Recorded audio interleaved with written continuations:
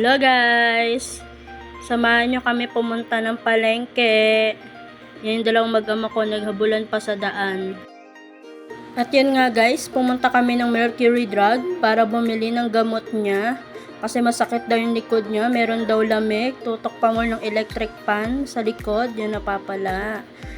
Tapos, pagkatapos nga yan guys, bumalik pa kami dahil nakalimutan din namin bumili ng BioFlu niya kasi nga may trangkaso daw siya. Tapos yan, waiting muna ang mga person. Yung anak ko, tuwan-tuwa dahil nakalabas, may patalon-talon pang nalaman. Yan nga pala yung binili namin, tolak angin.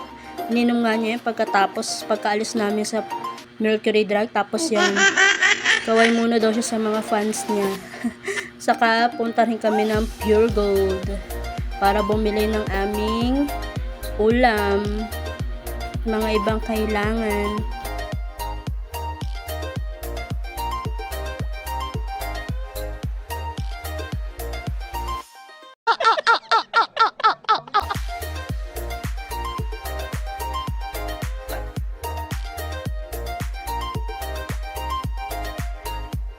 Bumili na siya ng aming uulamin.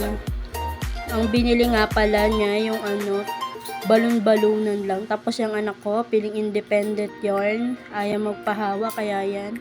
May pahawak na siya sa papa niya. At yan nga guys, kumuha na rin ako ng diaper ng aking anak. Inuna ko na, baka makalimutan ko pa. Tuwing gabi ko na naman siya dinadiaperan. Pag araw kasi ayaw niya na, hinuhubad niya. Yung kumuha rin ako ng Sunrox kasi maglalaba rin. Laba is life. Tapos, kumuha rin ako ng Chucky ng aking anak. Yan kasi yung favorite niyang inumin. At nakalimutan pa nga namin dyan umano ng cart. Kaya yan, to the bit ang person. Tapos, kumuha rin ako ng pancit canton. Masarap kasi yung imerienda guys. Tapos yan nga, bababa na kami para kumuha ng dato puti.